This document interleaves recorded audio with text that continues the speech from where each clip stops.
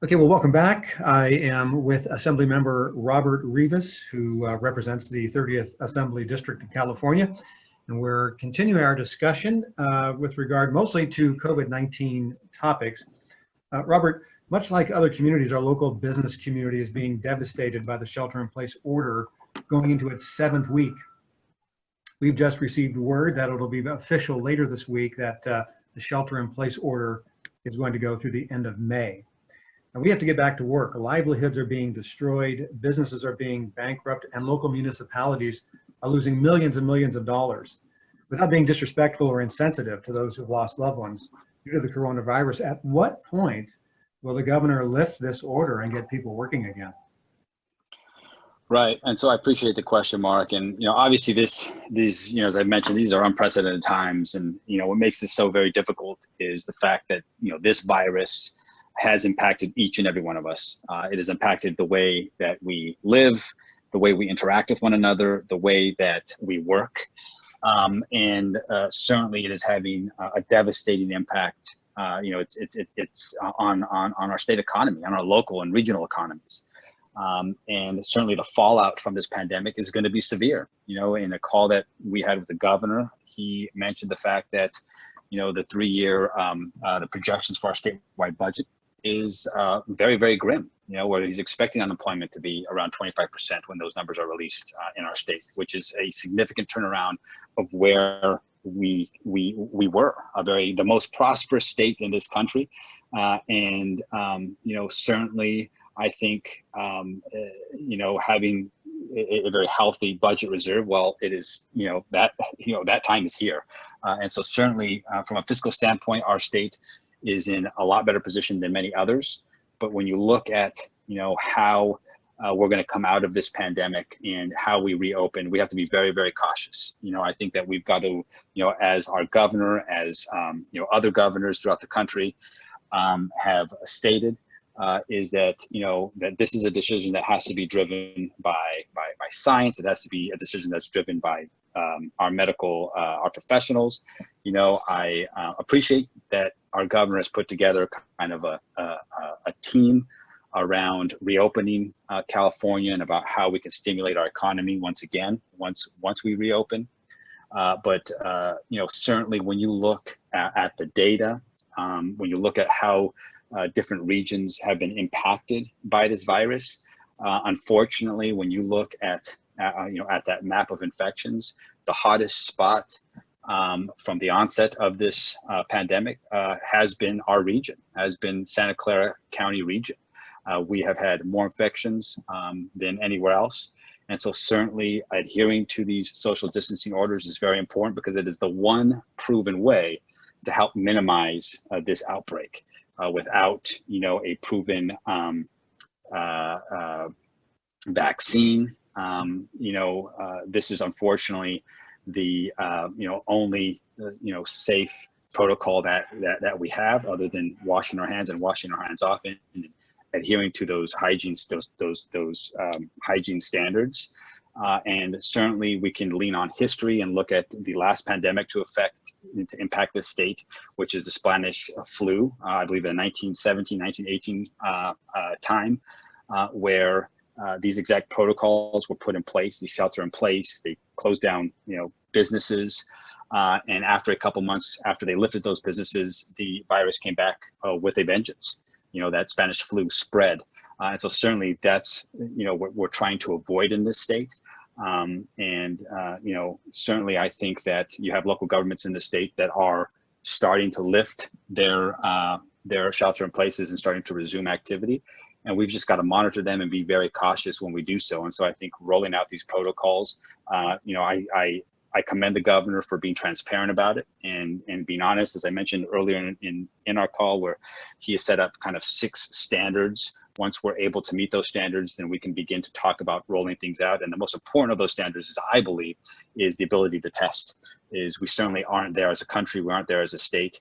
Our ability to test not only essential workers but all residents, because having those tests and those reliable tests and being able to test people on a daily basis it's going to be that much easier, for us to have the confidence to move forward in any kind of reopening. Because my biggest fear is, even if we reopen tomorrow, Mark, how is this going to alter people's behaviors in the long term? And we know that for some people, it's going to alter their behaviors for quite some time. If we frequent certain establishments, people won't frequent those certain establishments for quite some time, just at the fear, around all of this panic that has occurred, and the impacts of this virus. Until we can get a vaccine, made available to the public, this is unfortunately going to have long-term impacts to our budget.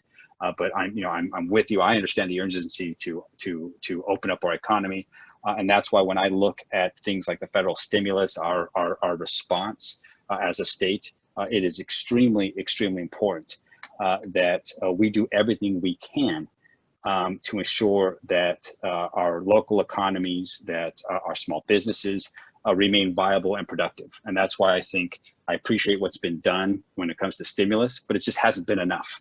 It is, since ensuring that we contain this epidemic requires state mandated economic shutdowns, I think it is absolutely legitimate to expect the government in return to shelter our businesses and our residents from the economic disruptions this has caused. And what I mean by that, when you look at other responses globally to this crisis, what's been done in other countries like Britain and Denmark, they have essentially taken a different approach than the United States.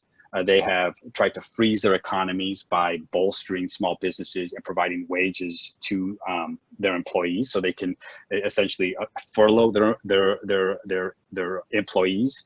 That way, once the shelters are lifted, the expectation is employees will be go straight back to their jobs, and it'll alleviate and allow the recovery to go smoothly, rather than trying to bolster unemployment services as we have. You're laying people off, they're losing their health insurance, and then we've got to try to restart, our small businesses and restart our economy again, which can be very painful and slow. But you look at what's happening in other countries where, again, wages of these furloughed workers are